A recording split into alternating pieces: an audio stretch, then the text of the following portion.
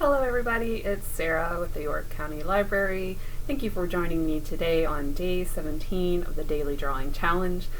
For those who are new here, I am following a daily drawing challenge that is available through Creativebug. Creativebug is an online service that is free and open to all York County Library card holders. It offers access to hundreds of tutorials on different subjects in arts and crafts. So if you have a library card, or if you don't have a library card, please check out the links in the description below. There's information on how to get to Creativebug and also links on how to get a temporary York County Library e-card if you don't have a library card with us currently. If you want to catch up or follow along with me, I am doing a challenge that is called 29 Things to Draw with Molly Hatch and Heather Ross, and today is day 17, and it's a big one. I would highly recommend going to Creativebug and watching the video for today. It's a long one, but it really helps set up the steps of the process for what we're going to be drawing today, and that is a still life. Now, Molly Hatch in the video uses bottles. These bottles, I believe, have been painted with some kind of matte finish paint, so they're not shiny or reflective. I didn't really have anything like that, so I'm making do with a cup, a small tea candle, and a small 1 pound weight. So I'm just using things I have around the house. And I watched her video, so I have already done the challenge for today, and I use the steps that she uses. Earlier in this challenge, there's a day where we did representational versus abstract drawing. The representational drawing was a line outline or a line drawing of the object. We defined the shape of it by defining the outside of it and details inside of it with lines. The abstract drawings that we did used marks to create the form from the inside out. So we didn't start on the outside, we kind of started on the inside and created a space that looked like the object. So I do day 17 in kind of the same two-step process. I start with representational drawings, so I'm going to draw a line drawing of each object, each of the 3 objects. And then I'm going to go back and I'm going to be doing some shading. So I'm going to be creating the shape and form of the objects by combining the representational drawing or the line drawing with shading. In the video, she uses drawing pencils that range from very hard and sharp and defined to very soft and dark pencils, so it goes from H to B. I have those, but I kind of want to work with what people probably have access to right now, so I'm going to be using a regular pencil, a wooden pencil with an eraser, and then I'm also going to be using a mechanical pencil so I can get some sharper defined lines. I would recommend maybe practicing holding the pencil at different angles to see what different marks you get. Press lightly, press a little harder, use the side of the lead versus the point of the lead, see what different marks you can get. And all of that in combination with watching the video on Creativebug, I think will have you prepared to do this. I was a little intimidated because we are drawing several objects in one picture, but I just took it step by step and watched the video on Creativebug, and I think it came out pretty fun. So without further ado, let's get into my attempt at day 17. So this is the still life that I have set up for myself. I have a candle, a cup, and a weight, and I chose these because they don't really have reflective surfaces. I wanted something with a matte finish. Okay, so I'll be using a much larger pad of paper today, a regular pencil and a mechanical pencil with a small eraser. Then I have my bigger eraser and a pencil sharpener. So the first thing I'm going to do is representational drawings or line drawings of each of the 3 objects. I decided to start with the candle.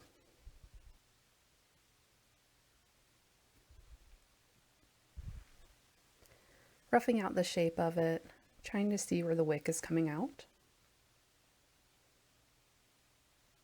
Trying not to do much shading at this point. Just trying to define the edges of the shape. Using my eraser to clean up some of the lines, and my small eraser cleaning out lines inside the wick and around the edges.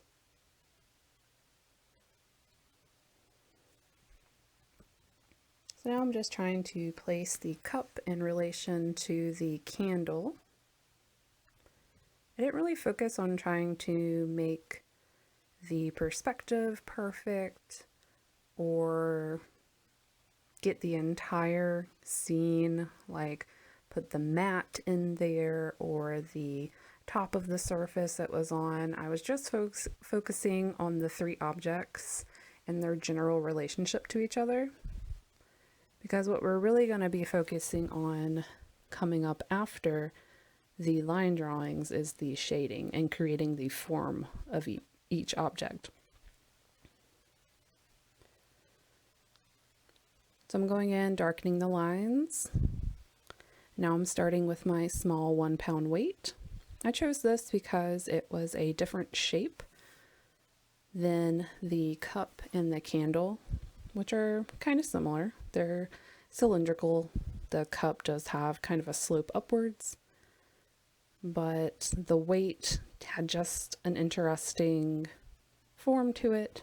Combined cylinders, and then you had the larger end pieces, and there's a small sloping surface from the middle of the weight out to each of the ends.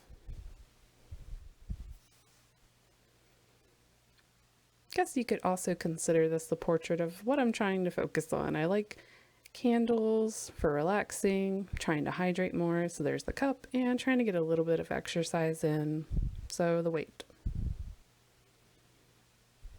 Cleaning up some lines on that.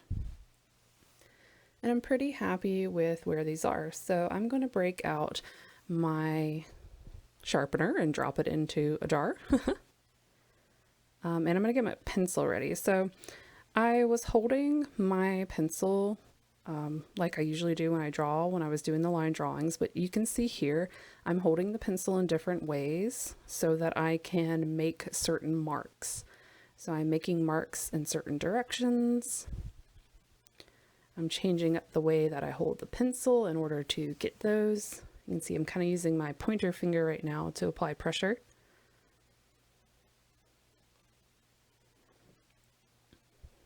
So you might find yourself changing up the way you hold the pencil or the whatever tool you use to create your drawing. This might help with getting different pressures or making the marks in a certain direction. And as you can see in the top right corner, there is a wiggling cord. I was listening to music on my phone while I was recording. Now I'm adding the shadow in to the candle.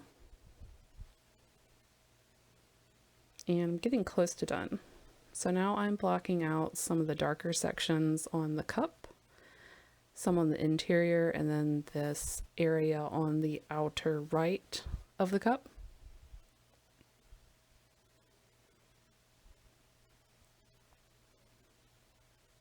When you're doing this exercise, you may see that an area that is dark does have some variation in it.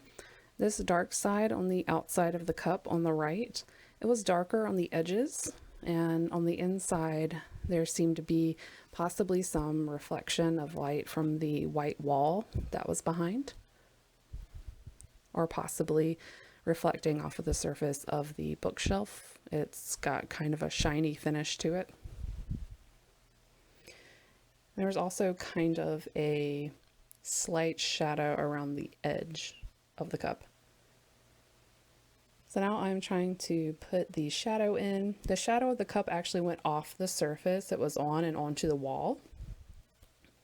And it wasn't just straight out, it kind of went straight out and then up the wall.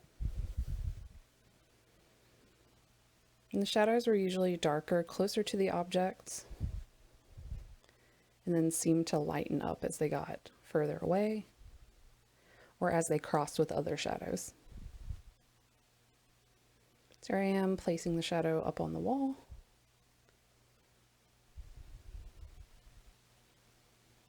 which was kind of an unexpected fun shape. So now into the weight. So the ends are, I believe, kind of hexagonal. So they have 6 sides. And you can see 3 of them from where I was drawing from. So the bottom plane was the darkest, the one closest to me was the lightest, and the one on top was kind of in the middle.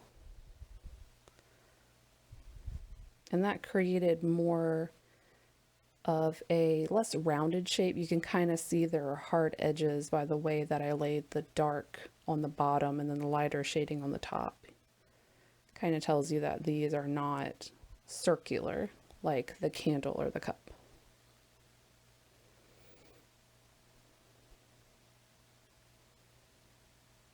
Finishing out some edges. What I found interesting too when I started going in with the shading was that I was in some cases trying to darken or lighten the line that I used when I did the initial line drawing.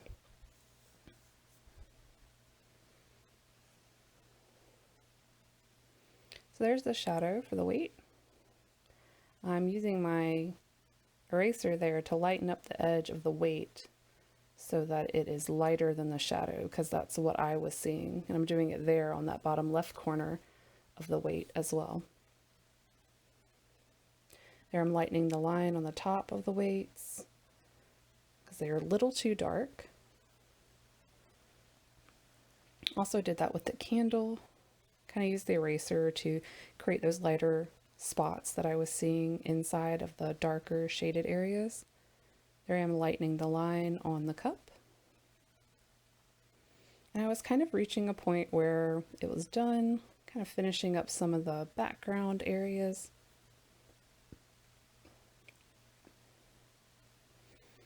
And I was feeling pretty satisfied with it.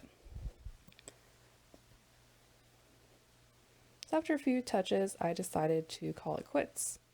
If I want to come back to this, I do have pictures, so I don't have to strive to get the exact lighting.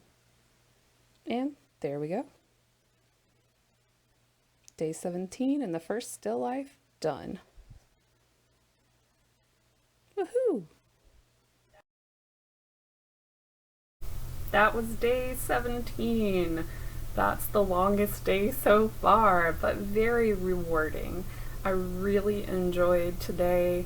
I put on some headphones. You might have heard me comment during the drawing. You could see the headphone cord in the top right corner.